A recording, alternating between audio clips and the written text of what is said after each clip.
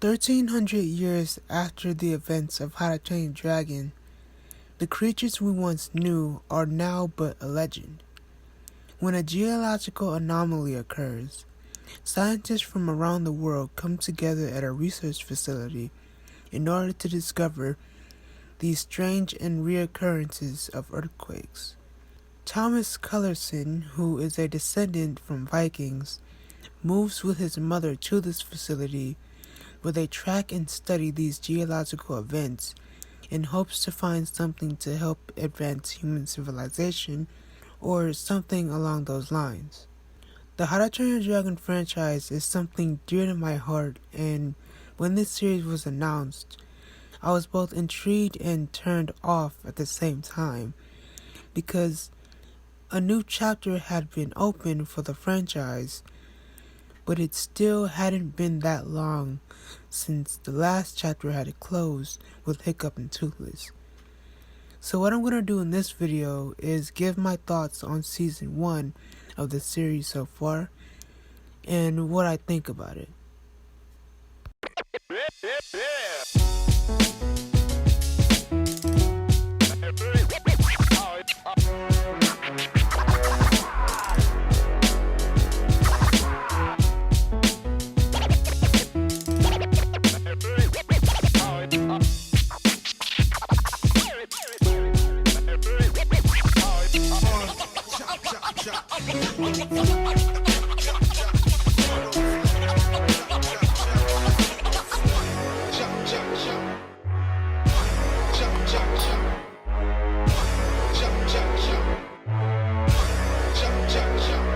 I am the stone that the builder refused. I am the visual, the inspiration that made ladies sing the blues. I'm the spark that makes your When I first started watching this show, my first thought was that the animation was quite interesting.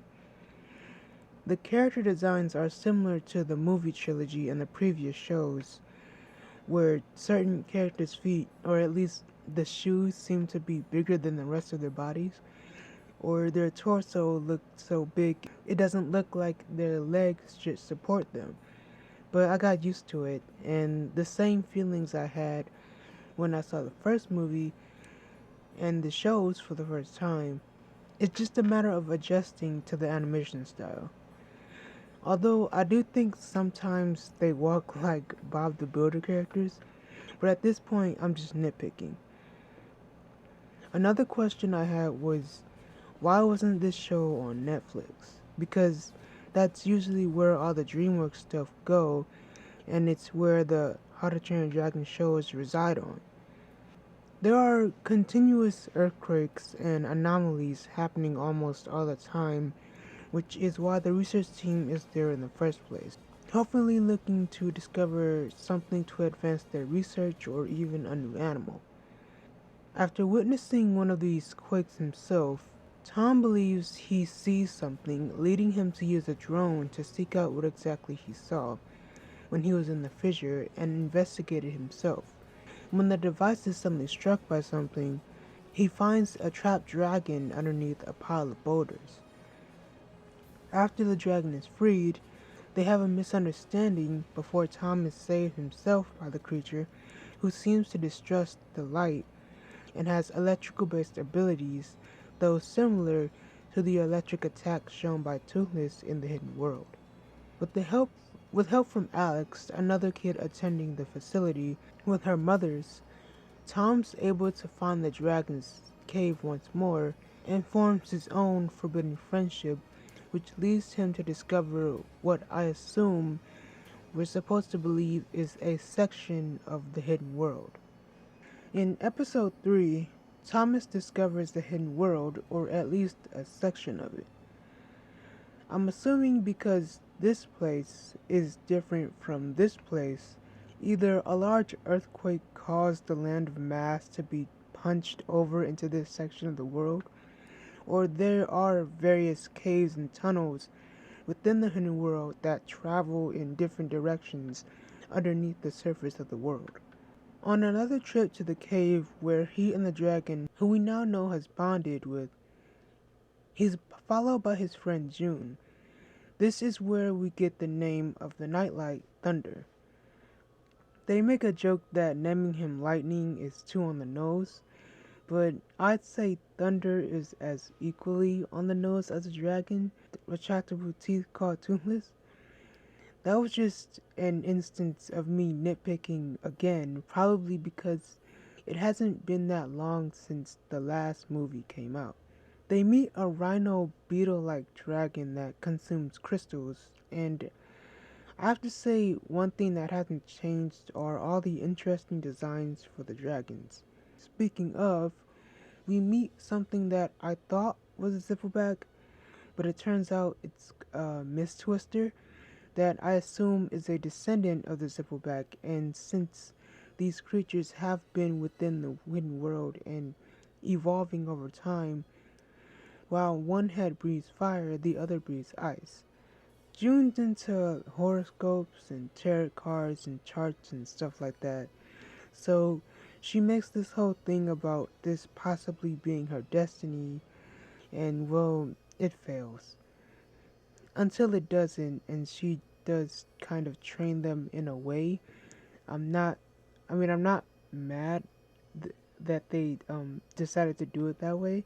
They make a point on how these creatures aren't meant to be and most likely don't want to be ruled over by a master, but instead just want to be respected as their own species and treated as equals, which was nice and was what Hiccup and Toothless were fighting for throughout their story.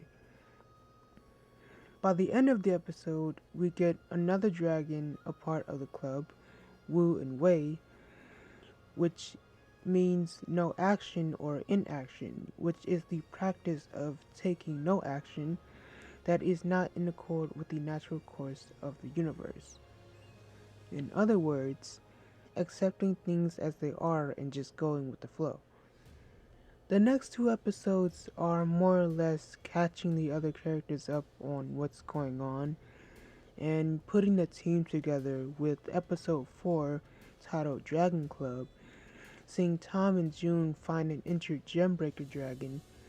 They reveal the secret of the hidden realm to D'Angelo, who then bonds with the dragon who he names Plowhorn, and with the next episode bringing Alex into the fold as well as introducing a new dragon we later know as Feathers, which is my favorite dragon design in the show so far.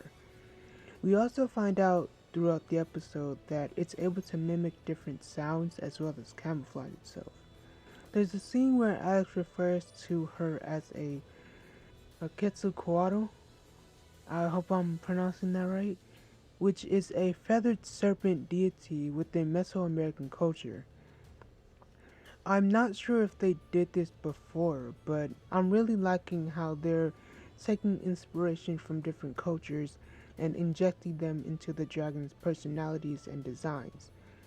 And it'd be interesting if, within canon of the show, if certain dragons were spotted in history and created the modern myths these characters know today. At the end of the episode, the dragon is named Feathers, and we also get a little insight on Thunder, who is trying to find other dragons like him. Basically, what Hiccup and Toothless were trying to do until we found out that Grimmel hunted down all the Night Furies. But maybe, possibly, hopefully, we actually get to see other nightlights and other variations of the species. The last episode of the season is titled Fault Ripper, where the riders face off against their first boss, the monstrous Fault Ripper, a burrowing dragon who had been the cause of all the earthquakes. So, I know we're all expecting Tom to be a descendant of Hiccup, since, they've been teasing it in the show already, but what if he wasn't? I think it'd be interesting if he turned out to be related to a berserker, or maybe Grimmel. He had blonde hair, right? The question I had when the show had been announced was, why is it titled Nine Realms? My theory is that there are 9 different sections of the hidden world, which they will refer to as realms, or I don't know, maybe the story will go cosmic and we'll see these characters travel to different realms in Norse mythology. I doubt it though. I think it's just the first thing. But that was my little spoiler-ish review of How to Train a Dragon: The Nine Realms, or well, Dragons: The Nine Realms. Will I continue watching the series? Maybe. I am interested in how these different dragon species have evolved over time and how they differentiate Thomas from Hiccup, because besides him, everyone else seems like their own character. I do think that this show came a bit too soon, considering The Hidden World came out back in 2019, and this came out, what, 2 years after? But yeah, those are my thoughts. Not really sure how to end this, but I don't know, subscribe or whatever.